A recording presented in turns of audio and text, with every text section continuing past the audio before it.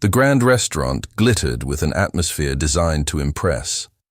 Golden chandeliers hung like captured stars, bathing the room in warm light that bounced off marble floors polished to a mirror's shine.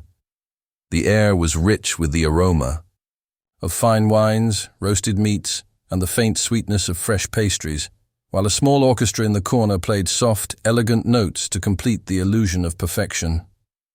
Every table was occupied by the wealthy and powerful, men in sharp suits, women adorned with diamonds, all speaking in hushed but confident tones. At the center of this scene sat a man who drew more attention than the glittering chandeliers. Above him, a billionaire, whose reputation for arrogance preceded him. His posture alone screamed entitlement, his chair pushed back slightly so he could lean casually, one hand draped over the armrest, as if he owned not just the chair, but the room itself. His companions laughed too loudly at his stories, eager to remain in his good graces. He thrived on their attention, speaking with exaggerated gestures, his watch, a timepiece worth more than most people's homes, catching the light with every movement. The waitress approached quietly, balancing a silver tray of wine glasses.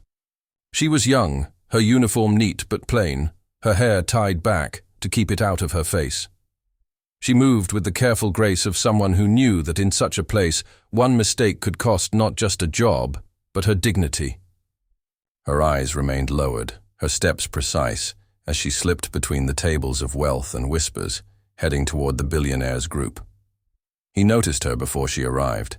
His eyes flicked over her appearance, and almost instantly a smirk tugged at his lips. To him, she was invisible except as entertainment, a servant, a shadow.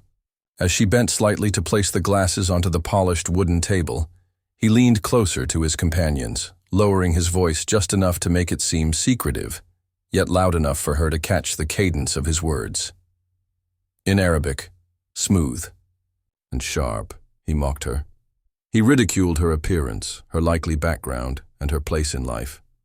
"Look at her," he muttered, words laced with cruelty. "Probably doesn't even understand me. Just another girl carrying trays, dreaming of scraps she'll never have." His friends chuckled, their laughter stifled, but unmistakable. The smirk widened across his face, satisfaction gleaming in his eyes as he leaned back again, convinced of his cleverness. The orchestra played on, the glasses clinked faintly, and the air remained thick with the scent of luxury.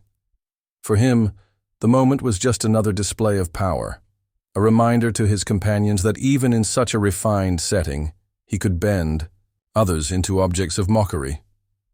But as the waitress straightened, still holding the tray against her hip, there was a flicker in her eyes, a small spark he did not expect. Her lips pressed together, her breath steady, and though her face remained composed, there was a strength there, waiting.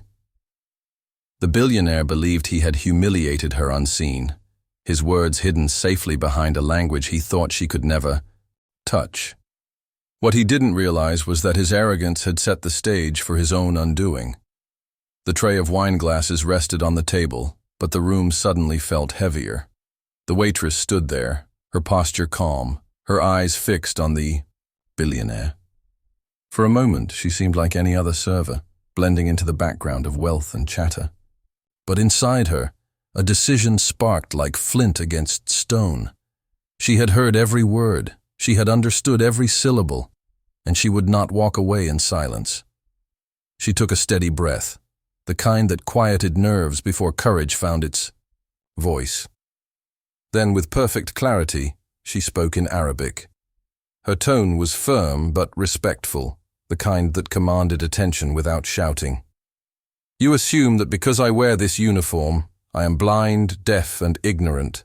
But respect is not measured by what is worn on the wrist or what sits in the bank. True dignity," she paused, her eyes narrowing slightly, "is how you treat those who serve you." The words hung in the air like a blade.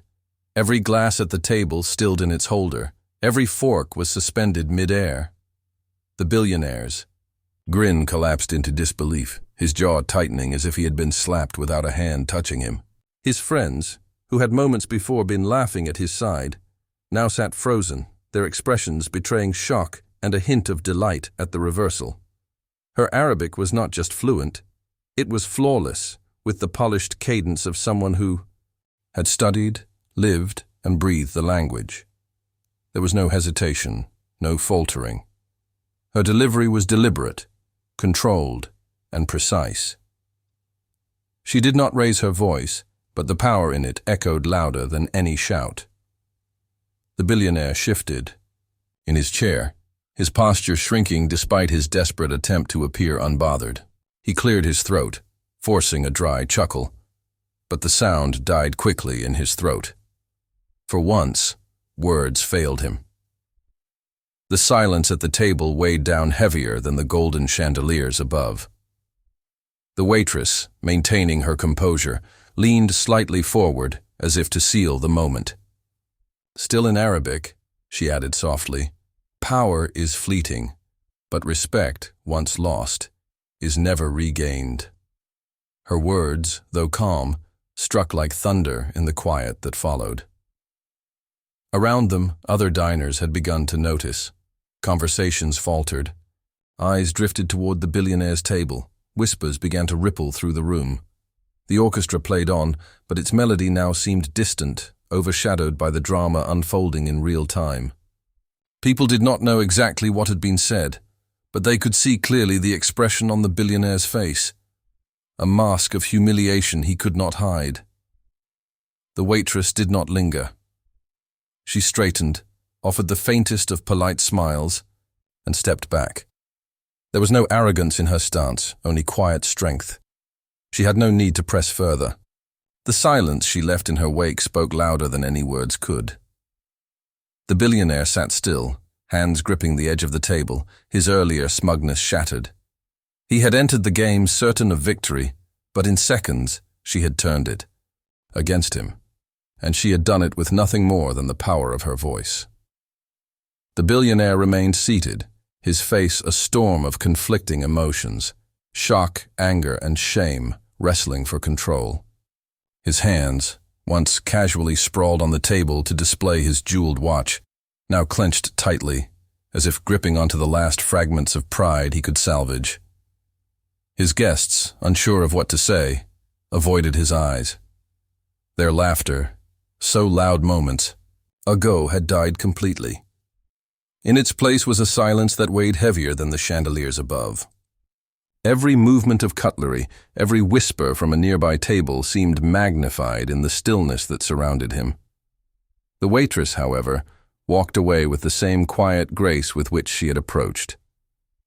She did not turn back to look at him, nor did she bask in the glory of what she had done. Her steps were measured, steady, and dignified, as though the exchange had simply been part of her duty, nothing more. But her calm departure only deepened the sting of his humiliation. She had not raised her voice, nor lowered herself to insult him. Instead, she had answered cruelty with strength, and in doing so, made him appear smaller than ever. Around the room, whispers began to spread like ripples across a pond. Diners leaned toward one another, their eyes darting toward the billionaire's table. They hadn't caught every word, but they had seen enough.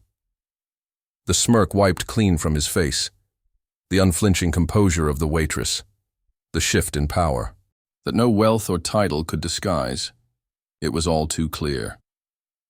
Even those who hadn't understood the Arabic exchange understood its meaning. Respect had been demanded, and he had been found lacking. The billionaire shifted uncomfortably, reaching for his glass, only to realize his hand trembled slightly. He set it down quickly, pretending instead to adjust his cufflink. For a man who built his life around dominance, the loss of control was unbearable. His companions, once eager to share in his arrogance, now sat quietly, some exchanging subtle glances of disapproval, others fighting the urge to smirk at his downfall. The orchestra played on, its elegant notes weaving through the tension. But the music no longer belonged to him. The restaurant's attention, though polite and unspoken, had shifted to the waitress. She had returned to her duties as though nothing had happened, serving another table with the same gentle professionalism. To the diners, she was no longer invisible. She was the woman who had stood up to arrogance and shattered it with dignity. As she passed once more by the billionaire's table, their eyes met for the briefest moment. She offered him nothing more than a small, courteous nod, as if to remind him that her words had not come from anger, but from truth. He looked away quickly, unable to hold her gaze. By the end of the evening, the billionaire would leave the restaurant, his pride in tatters, haunted by the memory of her voice cutting through his arrogance. For the rest of the diners, the story would live on, whispered at dinner parties, shared in quiet admiration, about the waitress who, in one flawless moment, humbled a man who believed himself untouchable.